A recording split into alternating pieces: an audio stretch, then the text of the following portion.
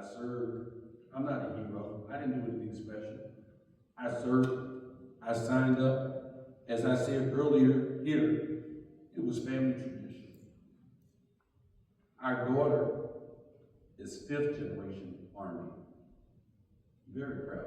And for those of y'all that's making jokes about the Air Force thing, I scored high enough to go anywhere I wanted to. Thank you very much. So, I do my time. I get out. I was in Kansas. Couldn't find a job. Went to school. I finally got into school because they said my education that I had got while in the military, it wasn't enough for me to get a civilian job, so I had to go back to school. Okay, fine. The only job I could get was working at a Jiffy Lube after serving my time while I was going to school and taking care of my family the best that I could. As time went on, I got hit by a truck. F-350 flatbed. Left me on the side of the road for dead. Broke my pelvis in 8 places, all the ribs in my back. Contusion to my bladder. I lost 2 pints of blood. I'm not going to tell you from where. Contusion to my head. Coma for 3 days. They told me I was in pretty bad shape. They told me I wouldn't walk without the use of a walking device for 2 years. I'm like, watch me. I get off. I go through all of this. My wife is struggling to take care of me, her, and 2 children. Life's not good. We got evicted from our apartment. We lost 2 cars from repossession because I was recovering. Yeah, I got a little settlement, but I was still trying to find a job, and I couldn't find a job. So we had moved into this one place, and we're there. And I was a stay-at-home dad, not on purpose. I was still trying to find a job. I was depressed because I couldn't take care of my family. I had anxiety because I couldn't take care of my family. And my wife didn't make it no better because what she did to make ends meet, she didn't just do, she was doing overtime, but she was doing it with her ex-boyfriend who just got out of prison, who was a drug dealer. I had a drug dealer taking care of me and my kids, and I couldn't find a job. I wanted to work. I needed to work. But see, I didn't know anything about any of these programs that you guys had because see, when I got out the Army, it was thank you for your, it wasn't even thank you for your service.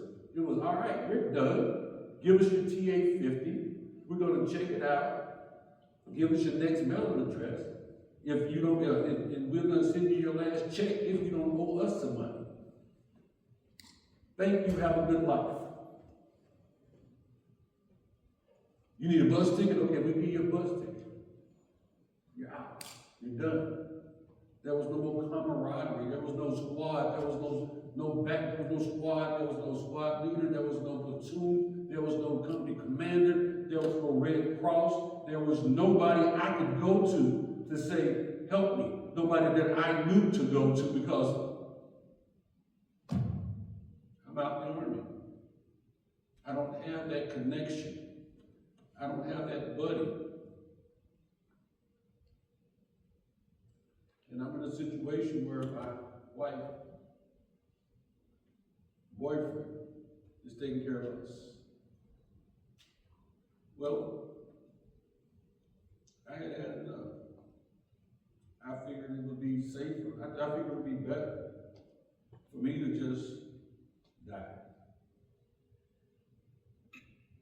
Yeah, die. I said my kids would be fine. My wife would take care of it. Her boyfriend would take care of it. Their young kids are resilient. They'll bounce back. Maybe she'll show them a picture of me every now and then. So I'm a planner. One day, I'm sitting there, actually it was a Monday. I looked out the window of our house that we were living in, and there was a park I used to take my kids to play at. You could see it right out the window. And out there, there's a block away from the house in Topeka, Kansas, off Fillmore Avenue.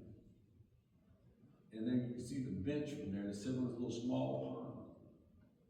And what my decision was, since I'm a planner, I still had some pills left over from my accident that I had.